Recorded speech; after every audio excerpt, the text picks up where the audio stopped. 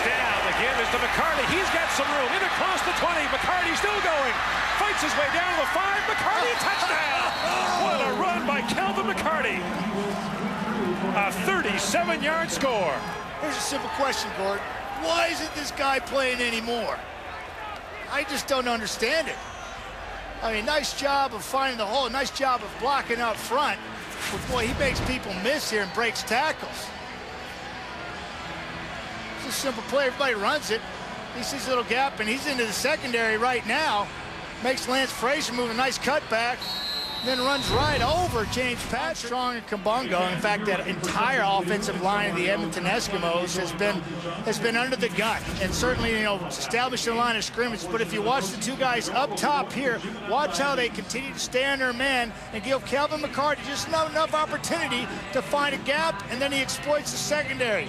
He says, "Get out of here, Patrick," and then he runs over Lance Frazier for a score, showing his desire to say, "Hey, coach, look at me. I can catch the ball in the backfield, and I can certainly exploit a defense in the middle of the line and go the distance." Exactly what he did, getting his team back in the ballgame. I'll tell you this, Calvin McCarty had some tough yards for the Edmonton Eskimos last week, and here's what I'm talking about. That doesn't look like much, but that's a critical first down. And we all know that Ricky Ray likes to dump the ball to him out of the backfield. He's got great hand shoulders. I think he should be. Calvin McCarty into the game. That's what this guy does best. He has got Velcro-like hands. Calvin McCarty led all CFL running backs with 70 receptions out of the backfield last season. Big part of his game, and certainly those check down routes, those easy outlet passes to the backs are a big part of Ricky Ray's game as well. So he appreciates having Calvin McCarty in there. I tell you this. You know, Ricky Ray, like we've seen Ricky Ray, he was poised and he led his team back. And finally we see, it was a week late, but we see Calvin McCarty in the backfield, in the score zone, being utilized like they should use this back. In the passing game last year, 70 catches out of the backfield for almost 600 yards, and the kid's got a nose for the football. It was a shame that the Eskimo coaches didn't have him in the game last week and they had Archie Whitlock and putting him into the fire. But Calvin McCarty is money down in the zone here, and I'm glad to see the Eskimos fight back and make this a game. Finally, they're using Calvin McCarty like the money he is out of the backfield with those soft hands. And he's saying, "Hello, I've been here the whole time." Notice that we've got Archie Whitlock in the ball game in this situation, which really doesn't make any sense to me, because I believe that Calvin McCarty's a better blocker, a better pass receiver out of the backfield, and certainly has more experience, and he's having a great day on the ground, gutting the Saskatchewan defense, big chunks of yard, and just makes no sense. Maybe they're just giving him a breather.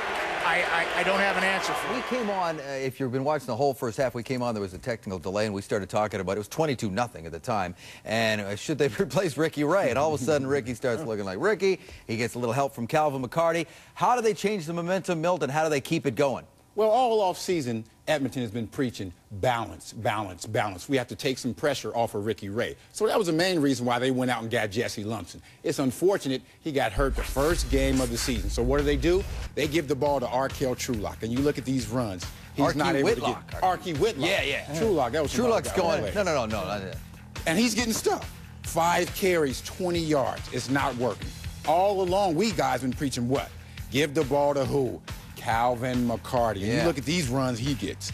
Big run. I think this may be their longest run of the year. He ends up the first half with 4 carries for 60 yards. He's not only a great running back, he's what we call a ratio buster.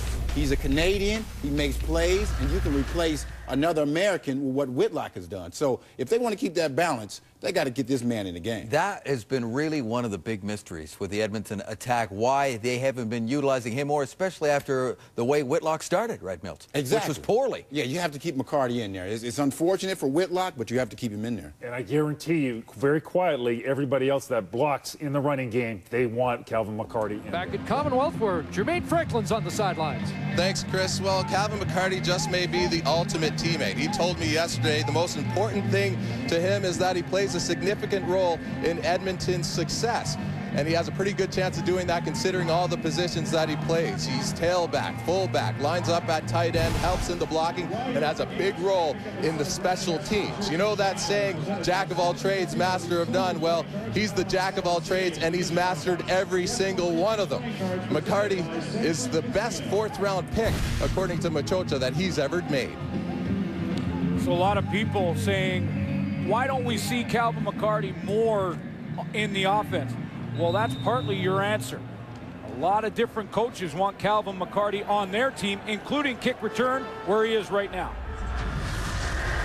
He's a playmaker.